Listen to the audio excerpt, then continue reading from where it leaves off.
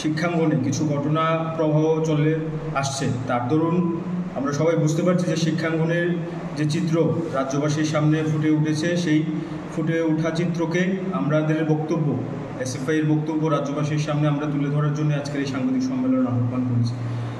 প্রথমত আপনারা সবাই জানেন যে রাম ঠাকুর কলেজের যে ঘটনা হয়েছে ভর্তি কেলেঙ্কারি নিয়ে বিগত বেশ কিছুদিন ধরে কয়েকটি পত্রিকায় উঠেছে। তারপর অভিজিৎ নাথ, একজন অ্যাসিস্ট্যান্ট প্রফেসর, ওনাকে সাময়িকভাবে বরখাস্ত করেছে। কিন্তু আমাদের সংগঠন আমরা মনে করি শুধুমাত্র অভিজিৎ নাথকে বরখাস্ত করে বা সাময়িকভাবে সাসপেন্ড করে এই যে ভর্তি কেলেঙ্কারি এটা শুরু হওয়া হবে না।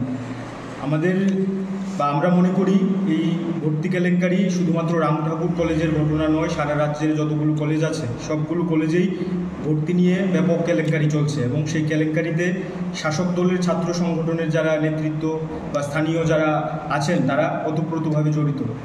সেই ওতপ্রোতভাবে যারা জড়িয়ে আছেন তাদেরকে সঠিক তদন্তের মাধ্যমে তাদের সেই আওতায় আনতে হবে। শুধুমাত্র একজন শিক্ষককে সাময়িকভাবে বরখাস্ত করে এই সামগ্রিকভাবে যে ভর্তি নিয়ে যে কেলেঙ্কারি চলছে সেই কেলেঙ্কারিকে ধামাচাপা দেওয়ার যে চেষ্টা, সেই চেষ্টাকে আমরা এসএফআই মনে করি যে এটা একটা সুদূর প্রসারী চেষ্টা উচ্চশিক্ষা দপ্তরের।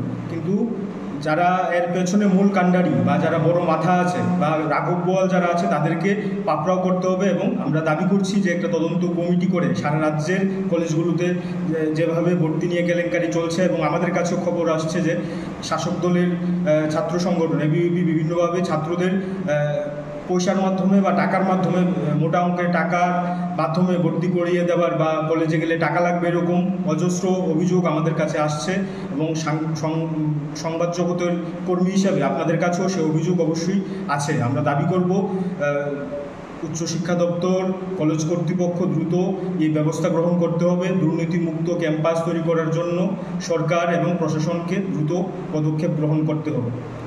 দ্বিতীয়ত আমাদের দাবি থাকবে কমলপুর এবং ধর্মনগর কলেজ, এই দুটো কলেজেই শিক্ষার যে পরিবেশ সেই পরিবেশ বিঘ্নিত হয়ে চলেছে এবং কমলপুর কলেজে যা চলেছে একজন ছাত্রী এবং প্রফেসর, এটা খুবই নিন্দনীয় একটা ঘটনা। কিন্তু ধর্মনগর কলেজে এর উপরে একটা চিত্র ফুটে উঠেছে যে কলেজের মধ্যে যারা বিজেপির যুবকর্মী আছে বা যারা ছাত্রকর্মী আছে তারা প্রকাশ্যে মারধর করছে, নিজেদের মধ্যে মারামারি সংঘর্ষ করছে দুটো গোষ্ঠীর মধ্যে। যে এই সংঘর্ষের ফলে সাধারণ ছাত্রছাত্রীরা কলেজের মধ্যে যে শিক্ষাঙ্গনে পড়ার পরিবেশ, সেই পড়ার পরিবেশ বিঘ্নত হচ্ছে। আমরা দাবি করব অতি বিলম্ব বা দ্রুত বিলম্ব না করে ছাত্রদের পড়ার পরিবেশ শিক্ষাঙ্গনে তৈরি করতে হবে এবং তার জন্য সরকারকে দ্রুত ব্যবস্থা গ্রহণ করতে হবে।